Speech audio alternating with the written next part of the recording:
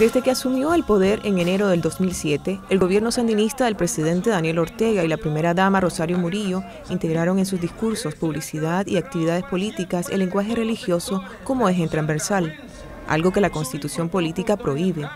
A los ojos de Monseñor Silvio José Báez, obispo auxiliar y vicario general de la Arquidiócesis de Managua, esto debe acabar. El lenguaje religioso es susceptible de manipulación y estar atento a eso. Esto desde la Biblia y desde nuestra experiencia de fe. En segundo lugar, un elemento que yo creo que es importante tener en cuenta es que el Estado de Nicaragua es un Estado laico, no es un Estado confesional. No hay en Nicaragua una religión oficial. Monseñor Báez enfatiza que un gobierno tiene que hacer valer sus proyectos y sus programas sin ponerles el adjetivo religioso, en alusión a algunos programas sociales del gobierno en los que se utilizan frases cristianas para promoverlos. La Conferencia Episcopal de Nicaragua le ha pedido muchísimas veces a este gobierno un diálogo. Jamás hemos tenido una respuesta ni positiva ni negativa. Hace 2 semanas le volvimos a solicitar al presidente de la República un diálogo. No se ha dignado ni siquiera responder en afirmativo o en negativo. No es una conferencia episcopal rígida. Hemos querido dialogar con ellos.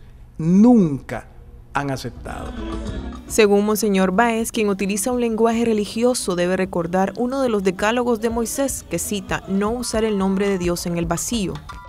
El problema es la disociación que puede haber entre el decir y el hacer o el vivir.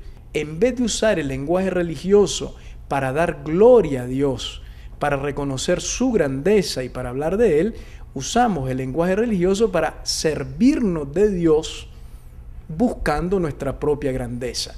En el fondo es un juego idolátrico muy sutil del cual la Iglesia es la primera que tiene que estar atenta porque es la que más maneja el lenguaje religioso. De ahí que Jesús continuamente en los evangelios diga atentos a no ser como los fariseos que dicen y no hacen.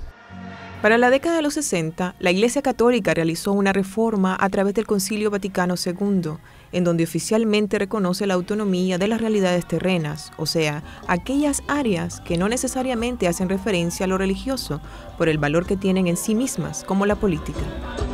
Vivimos en esta época de la posmodernidad al inicio del siglo XXI, donde no podemos volver a la época medieval en que Iglesia y Estado eran una sola cosa y en donde se confundía lo político con lo religioso. Hoy la Iglesia lo ha superado, ha costado. No podemos permitir que el Estado permanezca en esta especie de estancamiento cultural. El Estado no puede ser cristiano en Nicaragua, porque no todos los nicaragüenses son cristianos. La Iglesia Católica aún está esperando una respuesta del presidente Daniel Ortega ante la solicitud de un diálogo para evitar el uso del lenguaje religioso en actividades políticas.